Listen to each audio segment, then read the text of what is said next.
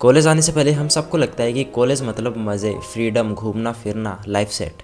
But अब मेरा first semester complete हो चुका है एंड धीरे धीरे समझ आने लगा है the actual reality of college life. इस फर्स्ट सेम में मैंने वैसे तो काफ़ी सारी चीज़ें सीखी, बट कुछ ऐसी लर्निंग्स है जो कि मुझे लगता है कि शेयर करनी चाहिए।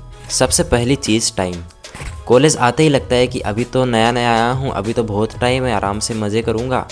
बट नहीं, कॉलेज में तुम्हारा टाइम कैसे निकल जाएगा तुम्हें हवा भी नहीं लगेगी, क्योंकि तुम्हारा पूरा दिन असाइनमेंट हो गया, क्लासेज, इन सब में चला जाएगा। एंड जब तुम्हारा सेमेस्टर एंड होगा, जैसे कि अब मेरा सेमेस्टर एंड हुआ है, तो मुझे ऐसा लग रहा है कि अभी तो सेमेस्टर स्टार्ट हुआ था, ये ख़त्म भी हो गया। सो time is very important in college. तुम्हें अपने टाइम को यूटिलाइज़ करना है।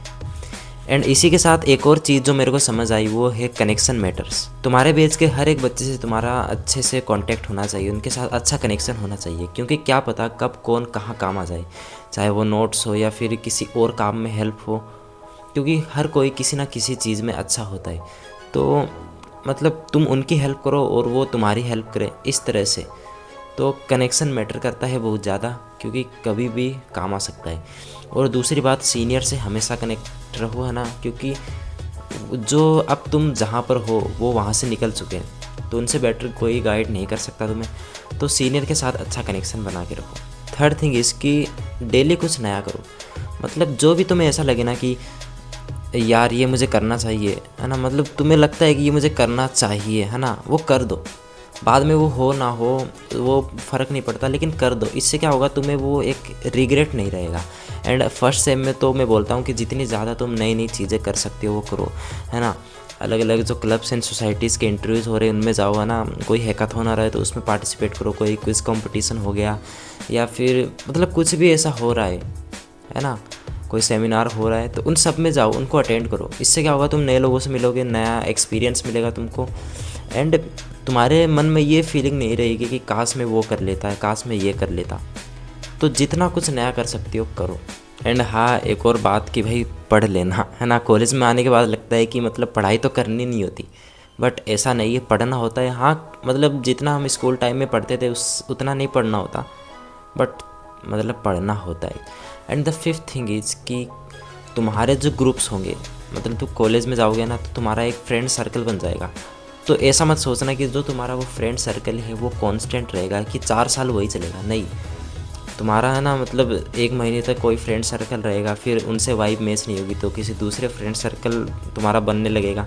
फिर ऐसे तुम्हारा जो सर्कल है वो चेंज होता रहेगा, है ना। एंड ऐसा तुम्हें करना है, तुम्हें तब तक मतलब लोगों को ढूंढना है, ऐसा फ्रेंड सर्कल ढूंढना है जिससे तुम पूरी तरह से तुम्हारी वाइब मैच नहीं होती।